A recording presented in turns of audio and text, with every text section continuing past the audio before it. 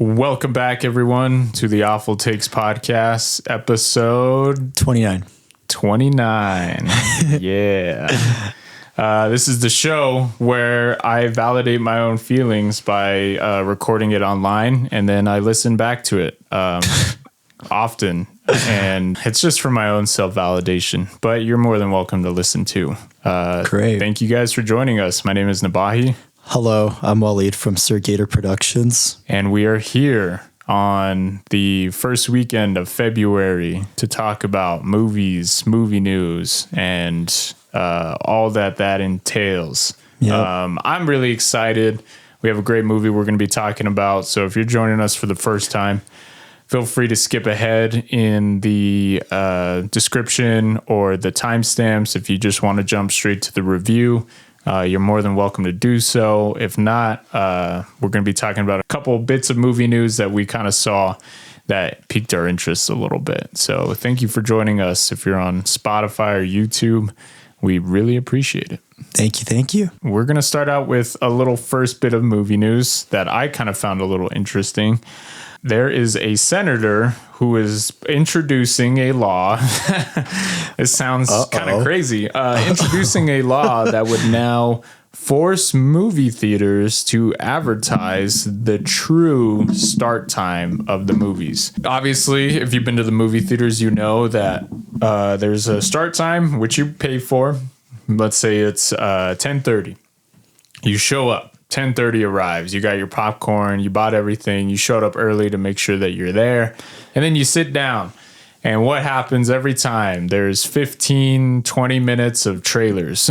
Or commercials, yeah. Commercials, ads, those awful ads that play before any movie that's like advertising the theater chain. I hate those so much. I swear it's maybe amusing like one time, and then you have to see it every time, and you're like, I hate this. Especially when you get there like 30 minutes early. Yeah. You know, it's just like, oh God. And nowadays, anyways, with assigned seating, you don't really need to show up early, you know? Yeah. You could just kind of wait, which I guess most people have kind of gotten accustomed to, especially I know myself.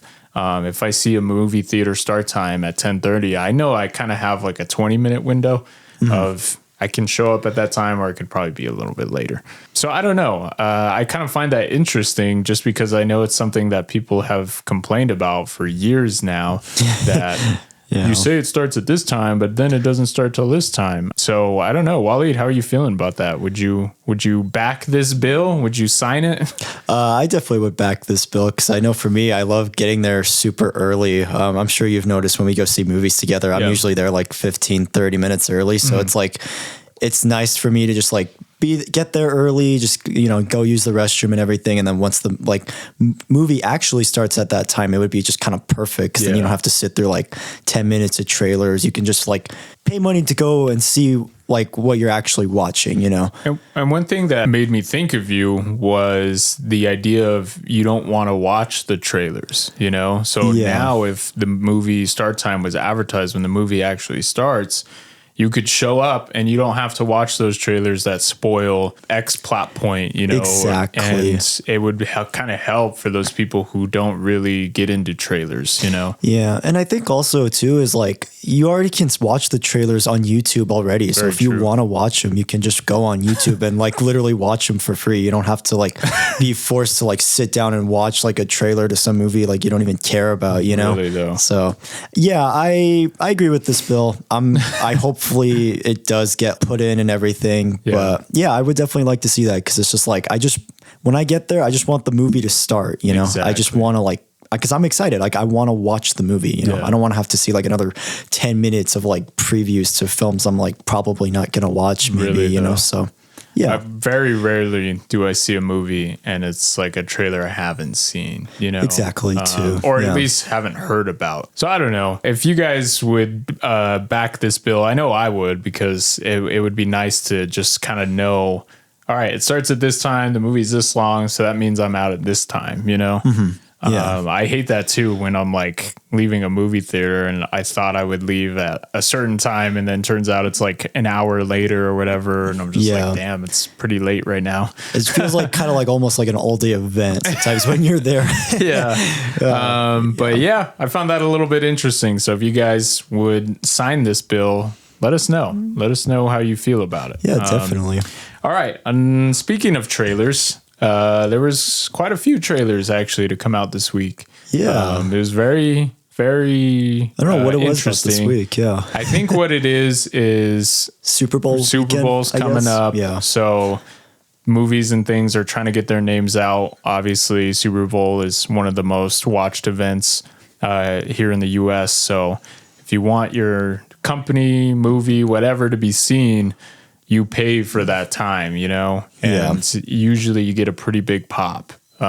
Which in this case, there was quite a few trailers that came out. Obviously, one of the ones we could talk about is Fantastic Four, The First Steps. I watched it a couple times. I was very intrigued by it. I wasn't expecting this whole kind of 60s angle.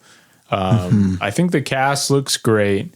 However, I will say the trailer felt maybe a little formulaic of like, we're going through the motions, you know, this is kind of felt kind of a little standard for sure. For the course, but I enjoyed it. And I will say it kind of elevated my excitement for the movie, which obviously is kind of the point of all trailers. You know? Of course. Yeah. What did you think about it, Wally?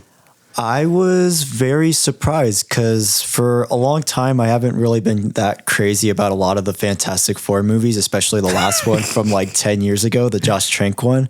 And so I was kind of a little concerned going into the trailer because I was like, I'm not sure what kind of direction it's going to take, but I really liked it a lot. I like the 60s direction it's going for. I really love the thing's design. I think it looks really cool. Great. Their costumes look great too. The costumes look awesome. There's a really cool Beatles reference actually in the trailer that I loved. And then I love the little bit of sneak peek that we get with the Galactus villain because I heard he's going to be like the big bad of the film. So I'm very curious to kind of see how he'll play a big role in the film and everything, no pun intended, but I know some people may not have liked that in the first trailer, but I will say I think them putting Galactus into it, Marvel is still kind of in a flux zone of, you know, trying to draw excitement from movies and things like that.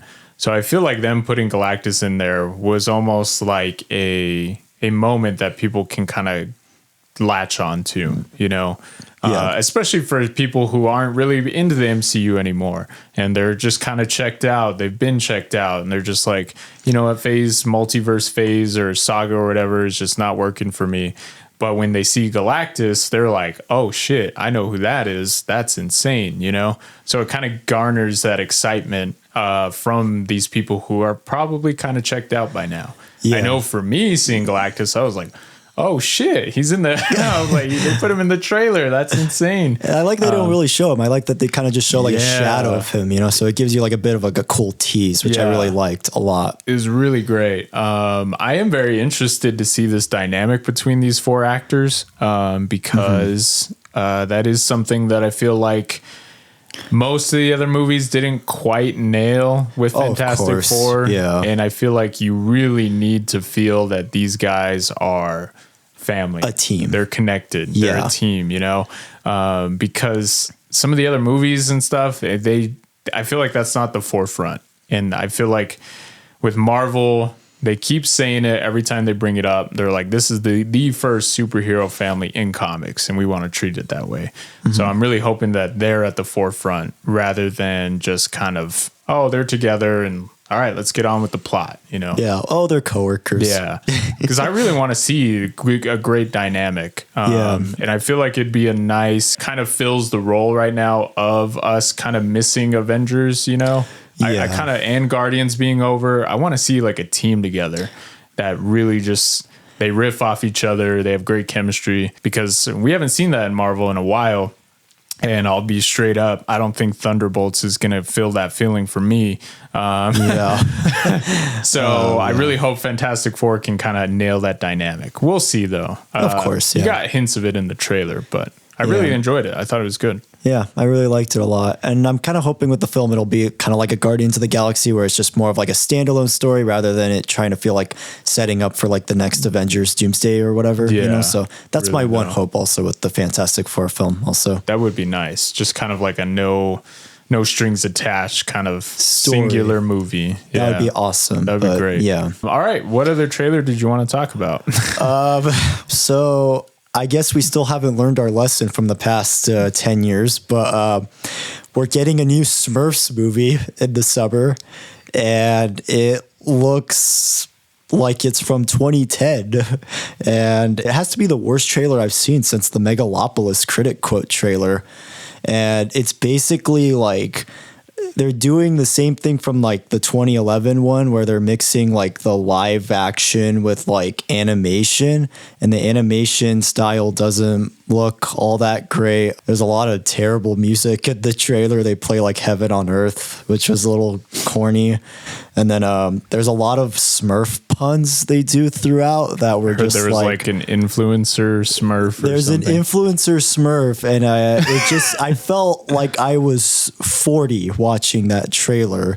I felt really old, and I was like, wow, this is... I don't know if kids are still into Smurfs, you know. I don't know if you had a chance to see the trailer or anything, but what was kind of your takeaway? I actually didn't watch it. Okay. I've heard so much about it. And I've heard it isn't good. I've never really been into Smurfs. Neither have I. Yeah. So I don't know exactly the cultural impact that they've had. Have they had one? I don't know, but I know they keep like making them over. Yeah. They keep remaking them. Like I know you had those 2 live action ones from like 2011 to 2013. And then they tried again in like 2017 with like that Lost Village, which was much more like an animated film. It's still not very good. You know, it's just kind of like a forgettable, boring movie. And then now this is like, I think like the 3rd attempt to try to get the Smurfs to like a wide appeal. And I'm just like... I'm kind of trying to wonder why we're still trying to make the Smurfs a thing. I guess. I don't know. Why are we still tying celebrities to voice acting? I just don't care for that. And then it's like, the two, like Rihanna is like the Smurfette. And it's funny that she returned for this, but she can't even bother to make a new album, which is kind of funny.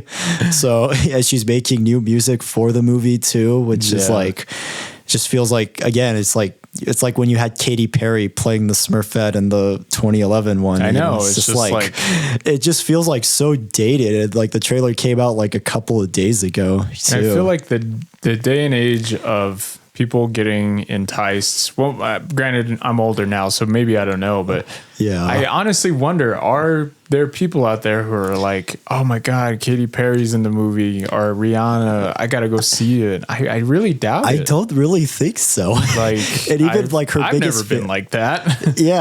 Like even her biggest fans would probably see this trailer and be like, what is this? Yeah. You know, like this doesn't look good, you know? Yeah, to me, it's very strange. Obviously, I just don't know the whole cultural impact with Smurfs. I've never really understood it. I've never watched any of the Smurf movies. Okay, well, you dodged a bullet there. They're not great. They're really awful. So I mean, just kind of like, we're doing this again, you know? Yeah, it just feels like just history just kind of repeating itself at this point. It's just like par for the course. I really feel like the executives were waiting in a room with like a clock, and they're like, all right, it's been X amount of time. Let's start it up again. You got to do something with it, or else we'll lose the rights to it. Yeah. Like how Sony's doing with like their Spider-Man-less Spider-Man movies. You know, it's just, I don't know. We'll see. Yeah, I'm not watching it. That's for sure. All right, guys. If you've seen those trailers, let us know what you think in the comments. And give us your guys' takes on them. Yeah, let us know about if you guys love the Smurfs or whatever. Yeah. All right. So I recommended Up. To kind of give a general idea of what the film is about, it's about an old man named Carl who has just lost his wife, and he is kind of trying to like hold on to this house pretty much, you know, while all this construction is happening, and he decides that he wants to finally make a trip to Paradise Falls. And that's kind of where like the adventure starts. And so part of the reason kind of why I recommended this film was because I feel like the discussion and I guess discourse with this film is very fascinating, where you kind of hear two things with this. So you have the one side of people where they're like, oh, the first 15 minutes is great, and then they don't really talk about the rest of the film. And then you have kind of the other side where it's like, oh, the first 15 minutes is great, but the rest of it is not as good. And I would argue that I think the movie actually gets a lot better after the first 15 minutes, especially because the first 15 minutes sets up so much great foreshadowing and callbacks throughout the film that it's almost like, wow, like it's a lot of really great setup. And for me also, this film also kind of had a big impact on me as a kid. I actually remember my dad taking me to see it when it came out when I was 5. And it's a film that I've kind of just rewatched a lot of times since then. And it's a film that's always kind of just stayed with me over the years. And it's a film that I've loved more and more as I've gotten older and learned to kind of like appreciate the adventures and just kind of like not take things for granted.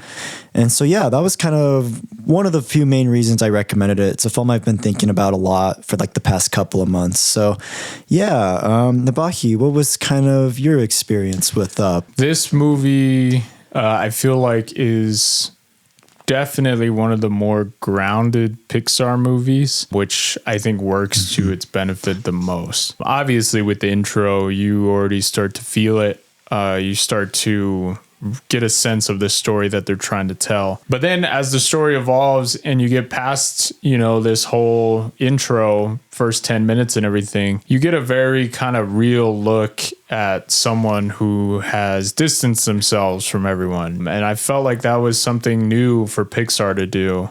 Obviously, a lot of main characters in Pixar movies, they're pretty like good. They're standard, their sense of morals and things like that. You can get behind them right away. With this one, watching this main character of Carl go through this whole situation, and you see him distanced, you see him not really wanting to care about the people around him. It's different. It's a different approach compared to most other Pixar movies, and you start to notice it right away. Obviously, I think this is one of Pixar's best movies, and I don't think people were, like you said, kind of remember that first 10 minutes, and that's obviously like the thing that's always quoted and it's always brought up on how great it is. But like you said, it kind of sells everything else kind of short of like, there's actually a really great movie that builds off of that. The intro and the rest of the movie, they don't feel separate from each other, you know?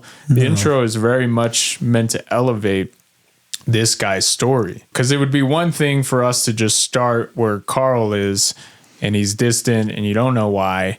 And then you kind of find out through the course of the movie what had happened.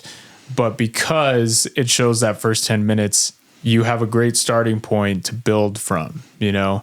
You can show him not wanting to get close to other people. You can show him just wanting to, you know, kind of live out the rest of his life alone because he feels like there's no one else out there for him. But I feel like this movie took great advantage of that intro and really used it to its benefit. And I think people really don't recognize this movie for that, which is unfortunate because some of my favorite parts are past the intro, exactly, you know? Yeah. And the emotions are still high. And I'm telling you, by the end, I really still felt like crying, despite how heavy the intro was. There's moments in here that really hit me, you know, especially centering around the dog. Doug, like, there's a moment in this film where he goes back to Carl, and I swear, like, that emotionally, like, wrecked me. I was like, that is like, wow, really? Oh man. I obviously for me, like, I'm a dog person. Okay. So it kind of plays into it, but still, I was just like, wow, that's sad. And that made me kind of really emotional. And then not to mention the whole thing they're trying to do for the bird is just like, Kevin, man, yeah. that's heartbreaking. And I feel really sad. And then just to find out like the whole reason he's going on this trip was, you know, basically like for his wife and everything, you know, and then just to find out that she wants him to still live past her, you know, that says a lot. And that's big. And you can't just kind of sweep that aside for obviously a great 10 minutes in the beginning, but there's still more to this movie, you know? Of course, definitely. Yeah. And I love after when you kind of see, like, you get like his new perspective where like everything is like gray, everything feels kind of dull and lifeless in the house after she's gone. And I love I love the shot we get of like where you see the house and you see like all this construction. And I kind of see it. My interpretation of it was like, it's like everybody has moved on except for him. You know, he's still kind of living in that grief. He's still trying to hold on to the past with this house. And you kind of see with like the construction workers and everything, they're like, oh, we'll take the house from you and everything, you know? And you kind of see just kind of how stubborn he is and how like, just again, how everything is kind of gray in the world around him. And I love when Russell comes into play, when he opens the door. I didn't even notice it until I watched it for the episode, but it actually becomes like a lot more colorful. And I kind of see that as like Russell is like the person in his life that he needs at that moment. And I love just Russell's introduction. He has one of the funniest introductions I've ever seen. And after, it's just like, wow, you know, and then the other thing too, also that I love throughout is that chemistry that Carl and Russell have throughout the film. You know, I kind of almost see it as like, it's almost like the grandson like Carl never had, you know, especially when you see in that montage at the beginning where he didn't get to have a kid, you know, so it's almost like he's kind of like somewhat getting to like experience that on this adventure. How did you kind of feel about that? No, I loved it. And I love that it shows there are these connections in our lives that are not bound by blood or relationships. It's very much these two kind of needed each other at this time. I love the back and forth between them. There's a lot of humor, great humor there. There's a lot of emotional ties to it as well. It's nice to see. And it's nice to see that Pixar kind of took what I would kind of say is kind of a risk of having two kind of totally opposite kind of characters and putting them together is obviously something that I know Pixar does a lot. But in this case, it felt like, wow, this is actually really kind of different, you know, because you kind of get the best of both worlds. You get adults who kind of see more of Carl's side. And then obviously kids go to see this movie. They can sympathize with Russell's side, you know, and it would be kind of like a nice blend of both. And then you just throw situations at them and you throw, you know, different obstacles and things.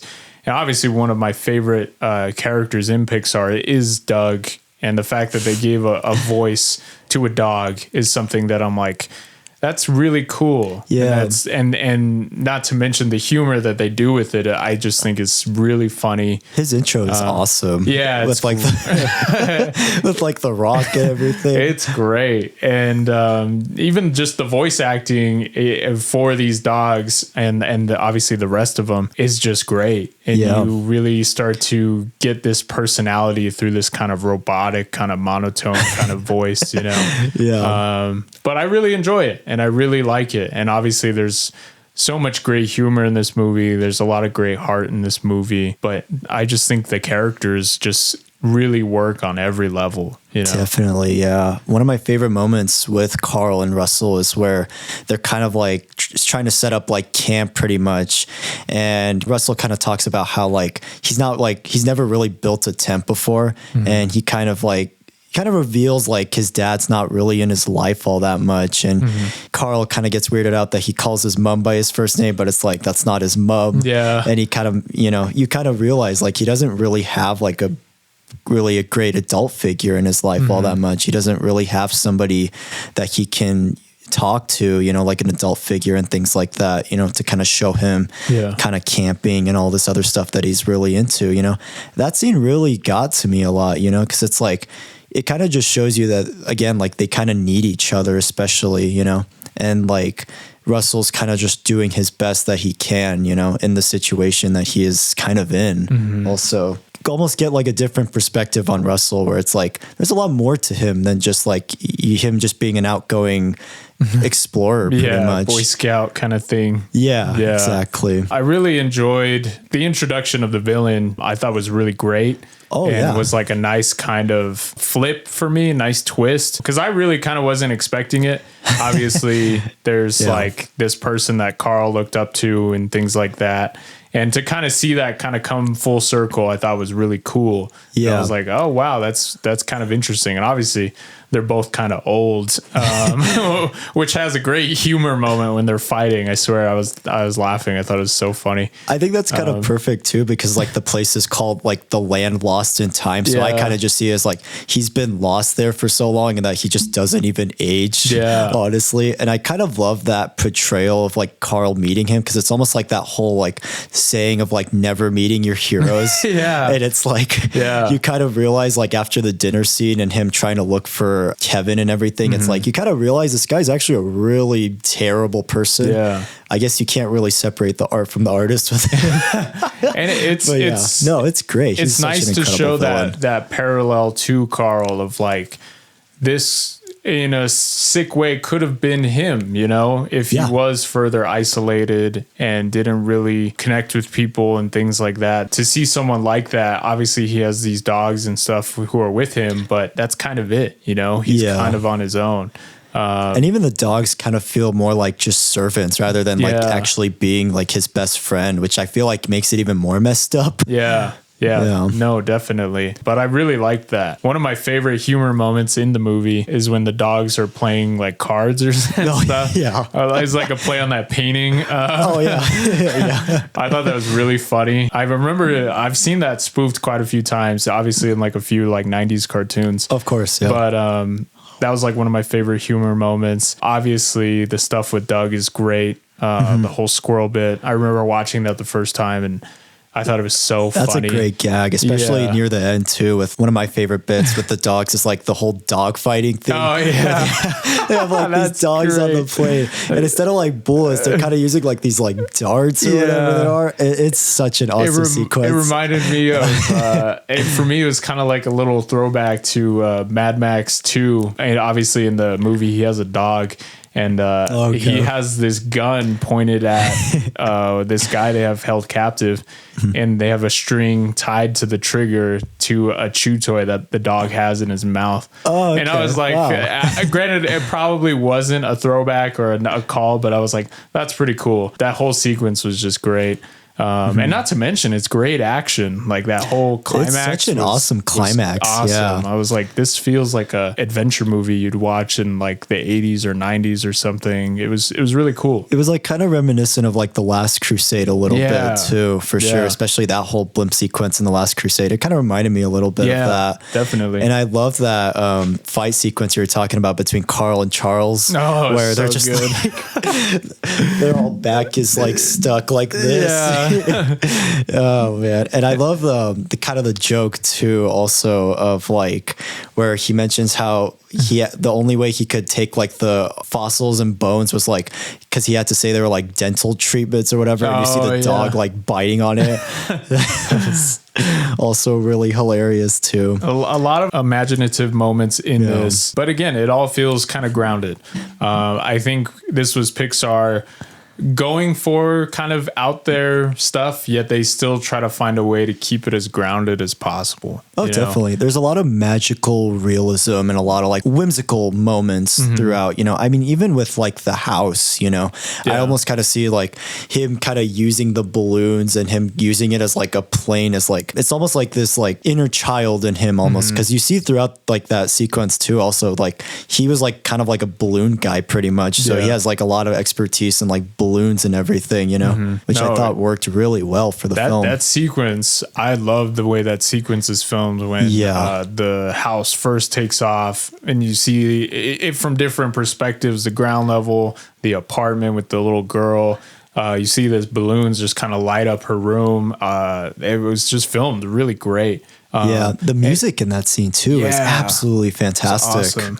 really, really good. And again, it's nothing like truly that mind blowing, but because of the way it was presented and the way it was animated, you really feel it, you know, and you really actually feel like these are millions of balloons tied to this house and it's lifting it, you know? Yeah. And not to mention the sound design with like the wood breaking, the creaking throughout the house. I was just like, this is great. Yeah. The sound of the balloons and everything, like and if popping. They pop, it was almost kind of like keeps you on the edge of your seat, especially in the second half when all the balloons start popping and Charles like lights the house on fire, because it's almost like a sacrifice of like either saving Kevin or saving the house, you know. And I just loved that so much. No, it was great. And I also just like really love that whole sequence where like Carl does finally get to like that side of like the falls pretty much, and you kind of see like he's there but he's just like not satisfied, and it goes back to like Cray and everything, and then like he picks back up the book and he just like starts tearing up, and like he doesn't even realize it, but like there was actually more pages on like the adventure side, and you kind of see like he starts seeing it through like a new perspective. And I love that it's like he's already had all these great adventures and he was kind of just really just doing it more just for his wife, you know, rather than for him. And I love the little message at the end where she just says, now go do your own adventures, you know. And I see him kind of like also just like, because like he carries the house throughout the film and everything throughout the journey, and I kind of just see that as like he's like carrying all this baggage, you know. It's like he's carrying this big weight on his shoulders of the grief, and he's just still hasn't gotten over it, you know. I mean, he still calls the house Ellie, you know. I just kind of just see that as like it's just that emotional baggage that he hasn't really dealt with all that much, or that he's just ignored. And I kind of love when he starts like moving all the furniture out of like the house, you know, and he just kind of like finally uses the house one last time to like just save Russell. And when Doug comes back also, I loved that so much. That was great. And I love after like when the house like finally like goes off, he just says like, it's just a house, you know. It's like I see it as like him finally letting go of like that grief and trauma, you know. And I thought it was just such a fascinating portrayal I've seen of grief and emotional baggage in a film. A lot of visual storytelling, which I'm really happy about. I'm glad no characters in this kind of have those over kind of dramatized emotional moments. It's very simple, you know, but yet it still hits really hard. Like you mentioned with Carl going through the book at the end. It's emotionally heavy. He's not stating anything, but visually a lot comes off screen, which again, the intro is very emotional. Yes, I'm not trying to downplay it, but seeing that at the end come full circle, it's still really emotional, you know? And I don't think people kind of downplay those aspects of the film strictly because the intro is obviously, it's really good, but it's still kind of like, you know, the rest of it's good as well, you know? Yeah, definitely. And I love the whole thing with the Snape too, also, because it's like you hear it and it's like almost like, oh, it's just a myth or just to like get rid of Russell pretty much. And I love like when he actually does use all those like things that Carl taught him and he actually does get the Snape. That was like such a like awesome way to introduce like Kevin and all that. Great bird, by the way. Really awesome design too. It's like a mix of like a peacock and like a chicken or something, or like an ostrich. I like the head pats it does. It's so funny. And then not even to mention like you see the birds, just simple angle trying to get back to its family, you know, like that's emotionally heavy too, because man, when that bird like cries out, oh man, it hurts me every time. I'm like, that's so sad. But obviously it's just really good thought out character design, sound design, things like that make you care about this bird. And again, it's just like, had you told me what this movie was about beforehand, like an old man, a kid, a dog, and a bird, I'd be like, what is this? You know, like that. Where can you go with that? It's not like super, super crazy like other Pixar movies with, you know, Monsters Inc. or Bugs Life, things like that. Yeah. But it's still really imaginative and it still really has those unique character designs and stuff that is kind of a trademark for Pixar. It's just done in a different way. And I love like also just like how Doug and Kevin are almost kind of like they become like friends with Carl and Russell, you know, through like kind of them helping him out and everything, you know. It was a big surprise for sure. It's almost like the man's best friend type of thing you see with like dogs and everything. It works really, really well. One of my favorite quotes in the film that it just always really stuck out to me that I really loved is when Russell is talking with Carl about his relationship with like his dad and everything, and like how they would go and get ice cream after. So the quote was like, "That might sound boring, but the boring stuff is the stuff that I remember the most," you know? And I see that as like, he kind of like took some of those moments like for granted that maybe weren't as like big or outlandish, you know? It's those little small moments that sometimes you take for granted, those small, slow, quiet moments that you end up kind of like reminiscing on years and years after. How did you kind of take that? Yeah, I think it's very nice to see that from obviously a character that's younger. You can tell that he's kind of emotionally matured by all these things happening in his life. For him to already at his young age kind of already be looking back at things really speaks to how mature and aware of his emotions he is, which is a big deal for, obviously, again, this is a kid, but it kind of, it shows you that he's been through a lot. Yeah. And he needs to start cherishing the things in his life and realize that he may not have it like everyone else, but that's not a bad thing. And I think his whole journey on this adventure really kind of shows him that. Obviously, he cares for the things around him, whether it's the dog, Kevin, Carl. You can tell that he's a very open person, which is a nice, again, kind of contrast to someone like Carl, who is closed off. Russell is kind of that younger, more open to everything, welcoming to all things. And it really kind of helps show the parallel to Carl, who is more closed off, you know? And obviously Carl's been through this whole life, this emotional journey. He didn't necessarily get things the way he wanted it to, but he sees that in this kid, the same thing. The kid's not getting everything he wants, yet he doesn't let that affect him to the point of being closed off. It's a nice kind of back and forth between him and Russell that plays out really, really well. And obviously those smaller moments, when they happen, it hits really hard, and not too much is said, and it doesn't really kind of draw things out, but it's a nice kind of venting point for these characters that doesn't feel out of place, which I really enjoyed. Yeah, absolutely. And then kind of after that whole climactic sequence, I really love just how they just end up going to like the graduation for like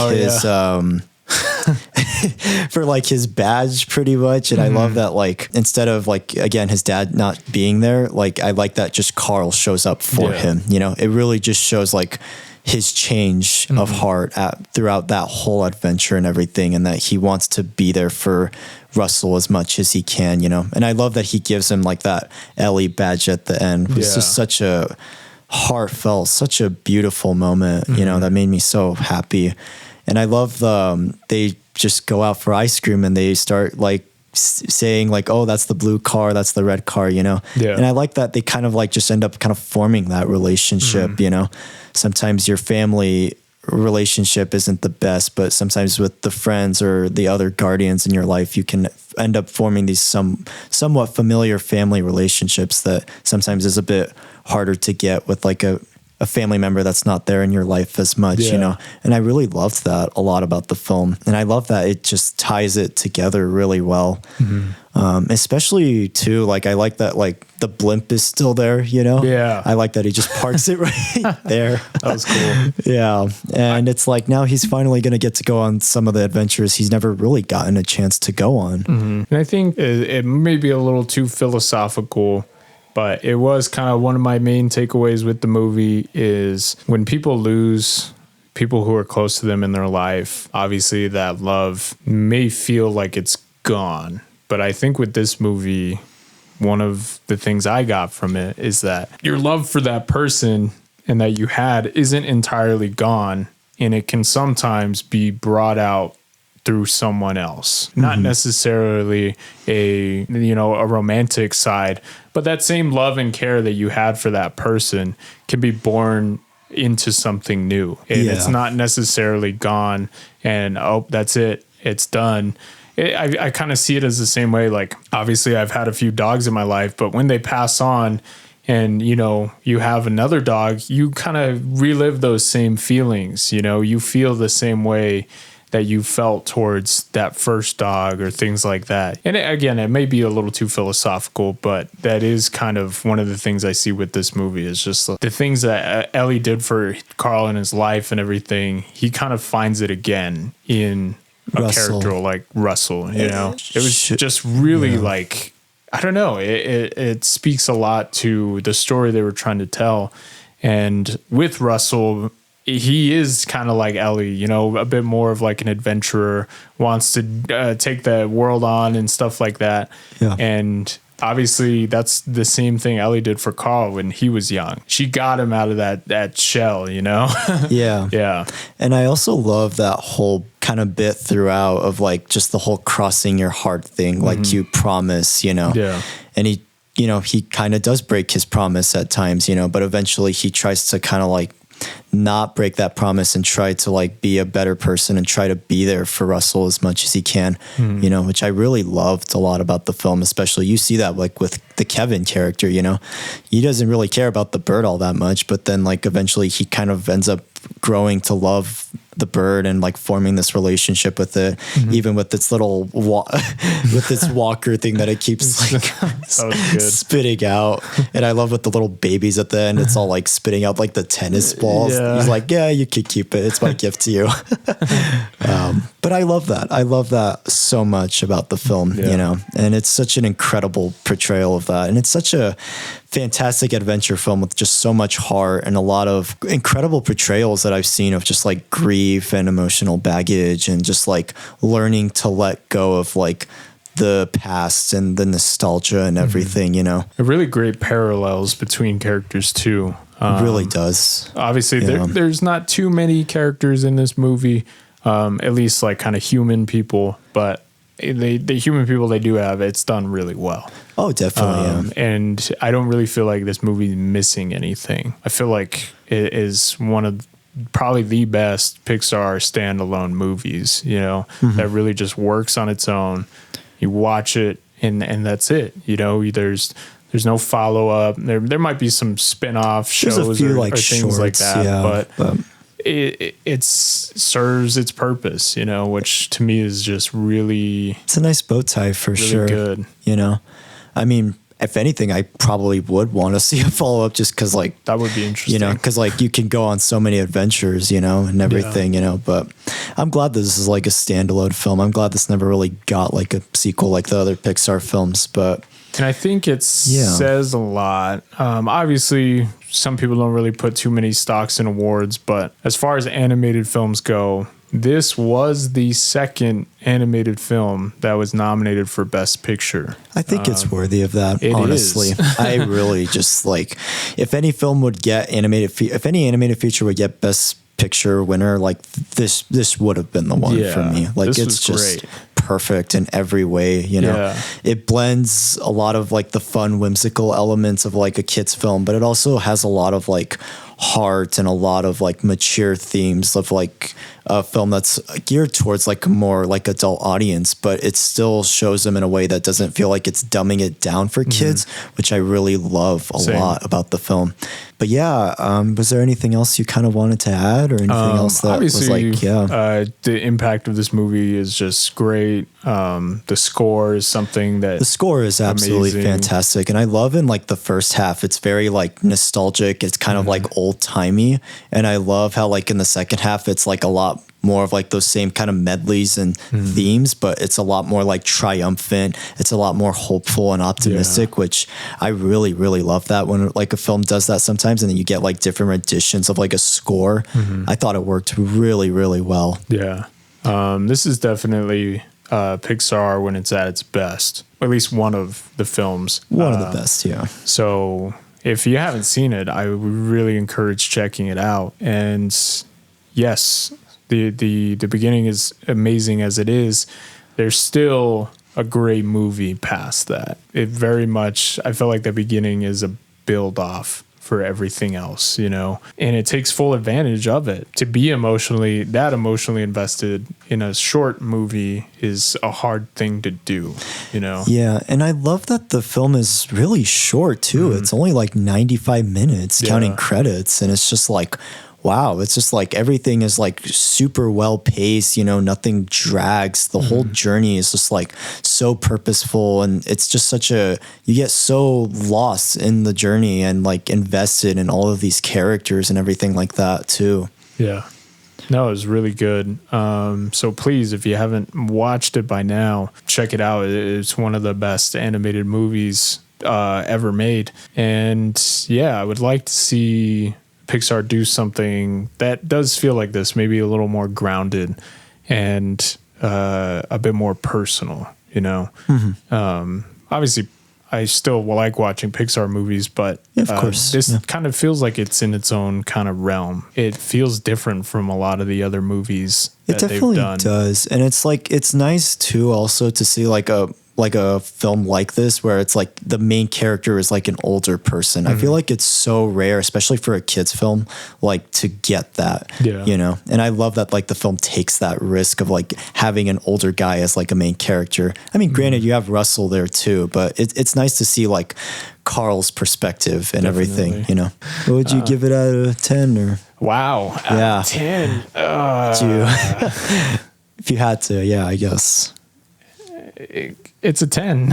I mean, it's that simple. This is a movie that still holds up for me. I've seen it so many times, yet every time I watch it, I still really enjoy it. It hasn't aged at all. It really feels timeless. This movie succeeds in pretty much every aspect that you would want it to. And it goes in places that you aren't thinking. And it feels like a nice blend of so many different stories. Obviously, like those old time adventure movies. Obviously, like this inward look on loss and grief. And it blends all these things together really, really well. And not only to mention it being like a kid's film. Yeah, nice. Give it a 10. Nice. Yeah, this is such an incredible journey. It's a film that I feel like as I get older, it just gets better and better somehow. And I love so much of the journey throughout. I love a lot of the setup. I love the villain. I love that whole portrayal of like the don't meet your heroes type of thing. I love just the dog, Doug. He's one of the coolest, funniest characters I've ever seen in a film. And again, I really love Carl and Russell's relationship. You know, it's that kind of grandson, grandfather type of relationship that he never really got, which I really love and appreciate, you know, and easily for me, just one of my favorite portrayals of like emotional baggage and grief, like I've mentioned throughout. It's an easy 10 from me. Yeah, it's a film that I could rewatch over and over again and still never get tired of. And I think if I'm being kind of honest, it's my favorite Pixar film. Nice. I think by a landslide. Wow. And that's saying a lot because I love The Incredibles too, and I love so much of their films. But this film I feel like just hits the hardest for me. It's an easy 10 from me. Nice. So if you haven't checked it out, I encourage you guys to do so and let us know what you guys think. Obviously, this is one of the biggest Pixar movies. So if you haven't seen it by now, you are definitely in for quite a ride. So let us know what you guys think. Definitely. All right. We will close out the episode here. Thank you guys for joining us. It was a lot of fun. Thank you. Next recommendation. What do we got? I was going back and forth on a couple movies, but one thing I kind of zeroed in on is we've been mentioning Tarantino on and off for a long time. And you know what? I was like, I think it's time we talk about one of his movies. Okay. And obviously the one that's just been coming to mind for me that I've just been seeing scenes of on YouTube all the time. And I'm like, dang, I just really want to watch this movie again. It's going to be Django Unchained. Oh, cool. Nice. Probably for me, my favorite Tarantino movie, but Tarantino is one of those directors that I love a lot where my favorite movie kind of can change, you know? So at some points it might be this movie, might be this movie, but we're going to talk about Django Unchained. Came out in 2012 and it was one of the biggest surprises for me as a film fan. And it's just a movie that I watch so much. I love the things it does. I love the action in it, the character moments. Not only to mention, we'll talk about it in the episode, but there's points in the movie where you are seeing acting done on such a grand level that it's like shocking. At one point, you have 3 characters who are literally giving 10 out of 10 performances, and they're all in a scene together, and you're trying to figure out, like, this is blowing my mind. These guys are literally outclassing each other with every line, and it just somehow keeps getting better and better, and you're just like, how did this happen? How did this happen? How are all 3 of these people giving these performances in this movie? It's just mind-blowing to me. So yeah, I'm excited. Sick. Yeah, I haven't watched this one in a while, so this will be exciting. Okay. No, I've seen it a couple of times before. No, I was about to be like, yeah. Oh my God. No, I've seen it twice, so this will be exciting to watch again for sure. Yeah. So if you don't want to be spoiled for Django Unchained, definitely check it out before the next episode. It is very graphic, very dark, very violent. Yeah, very violent, like a lot of Tarantino's movies are. So just be ready for that if you haven't watched it by now. But it's a great movie. So I'm excited to delve into the world of Tarantino. And yeah, we'll see you on the next one. All right. Good day and good night, mates. Nice.